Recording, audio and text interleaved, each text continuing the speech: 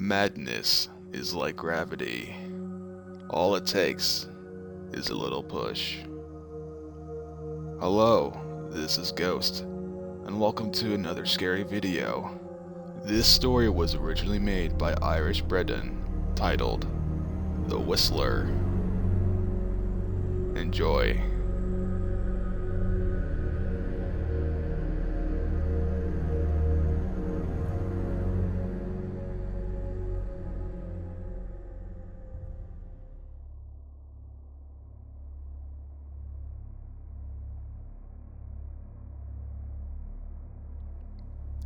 A little backstory. My brother Joey had recently passed from a heart attack. Joey and I weren't very close, with Joey being 16 years older than me. We never really saw each other growing up. When Joey turned 40, he moved to an old foreclosed ranch in Iowa. It struck my family as odd that he was moving to Iowa. We had lived in Cincinnati our whole life, and I had no clue why of all of the places he would move to a remote ranch in Iowa. After about a year of living at that ranch, my mother got a phone call from Joey. He said he felt deathly ill and wasn't sure if the ambulance was going to make it on time. The phone call disconnected and they had found Joey dead. They didn't know what had happened. Long story short, my mother wanted me to move all of his items out of the ranch. Now, you may be thinking that I'm upset about my brother's death. That is not true. It has been a while since he passed, and like I said, we were never close. I went 3 years without seeing him at one point, and he would come around once every 4 months. Whilst living in the same city as us, so Joey seemed more like of a distant cousin. I have a little brother who I am extremely close with, and he feels the same as me. Now that you have the backstory, I can start. A week after Joey had passed, I headed up to Iowa, and after asking countless of locals and driving for 2 hours, I finally found my brother's place. Upon arrival, I got the sense of grief and depression, as if all that has happened just hit me. I spent this moment in silence, but the silence was broken by a loud clash of thunder. The sky was black, and it was almost 7 o'clock at night, so I decided that I'd call it a night and start packing tomorrow. I decided to sleep on the couch. For obvious reasons, it didn't feel right sleeping in Joey's bed. Trying to sleep on an uncomfortable couch, I tried to watch some TV. Joey, on the other hand, didn't have cable, and he didn't even have a DVD player. With TV out of the question, I decided to go outside and relax on the porch. The rain had stopped, and it felt nice outside. The patio light illuminated a portion of the yard. The patio was about 5 feet from the overgrown yard, and the ground continued for about 90 feet until it was cut off by the woods. There is a dirt walkway that is parallel with the yard until it forks.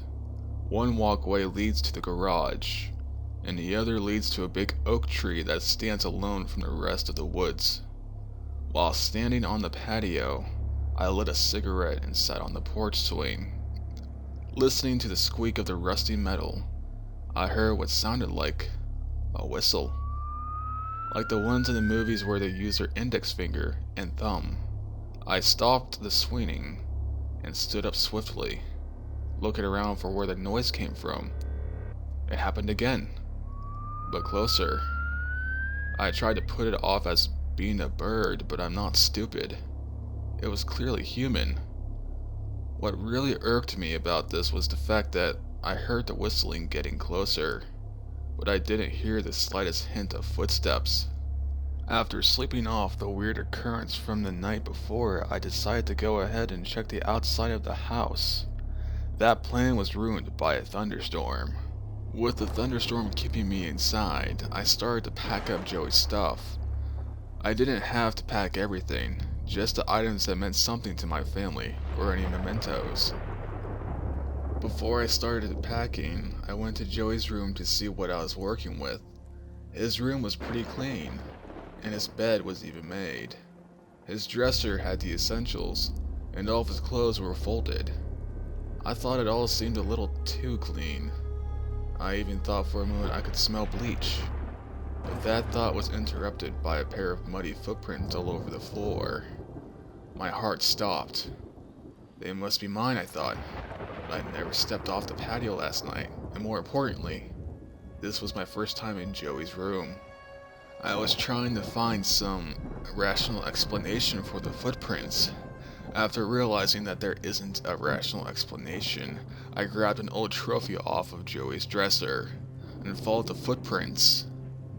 The trophy was about 5 pounds, so I figured it would work well as a weapon.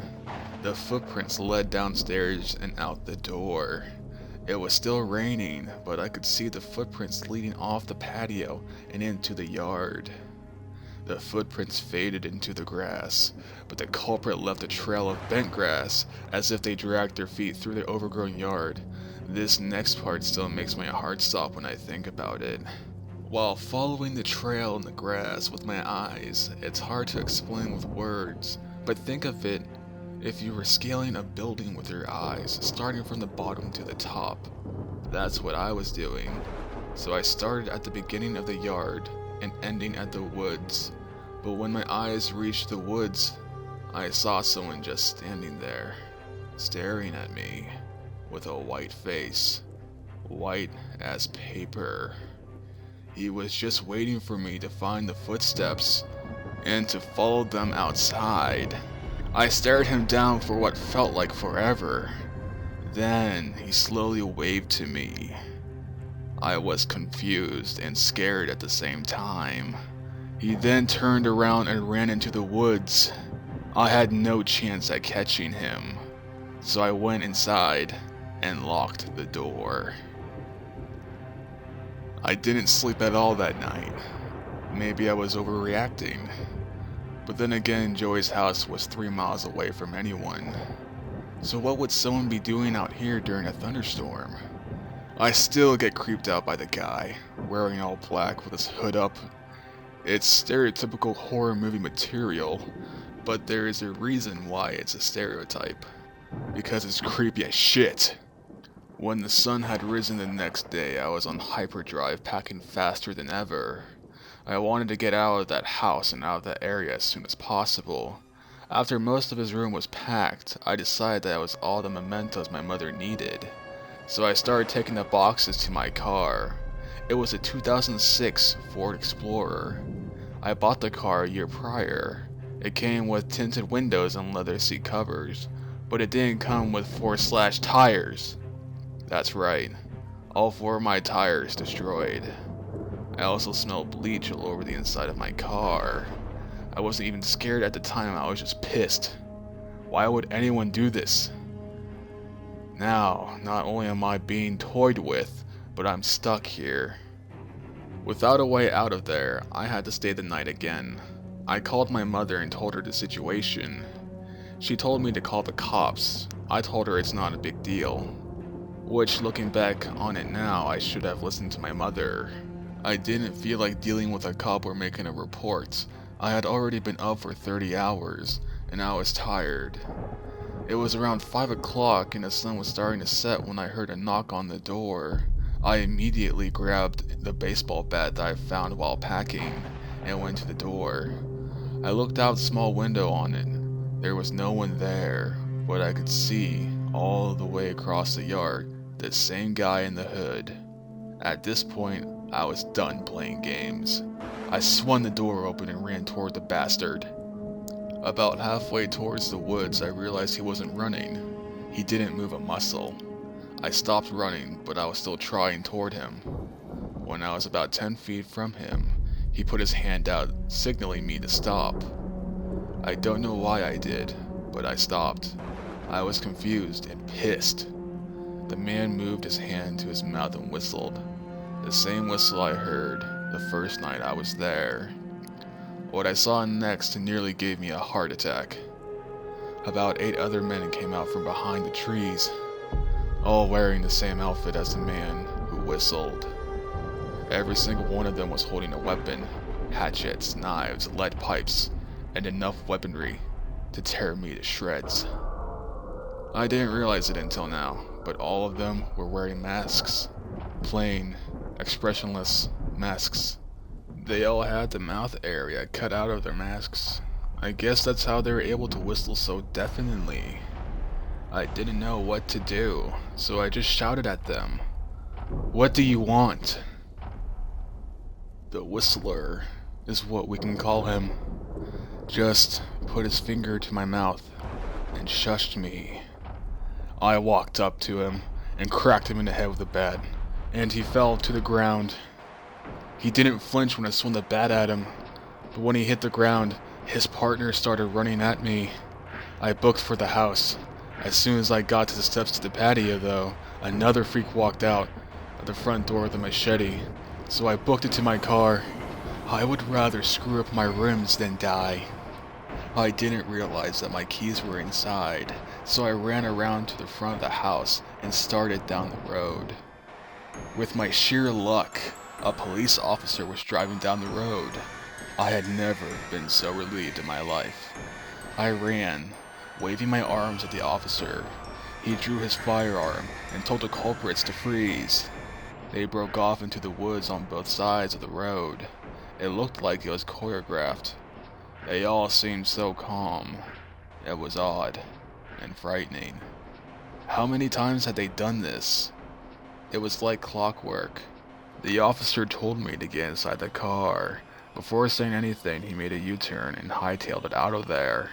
The officer later explained that it wasn't luck that he was strolling down the road. My mother contacted the police because she was worried. Thank God she did. The officer also explained that this had been happening frequently, and there had been some murders around the area. I immediately asked if they had anything to do with Joey's death. The officer said he didn't think so, considering Joey died from illness, and all the other victims were brutally murdered. That was a relief, considering what could have happened to Joey. I was glad that I was out of there, and I was glad to be going back to Cincinnati. That wasn't until a week later. The toxicology reports came back on Joey. They had discovered traces of bleach in Joey's blood.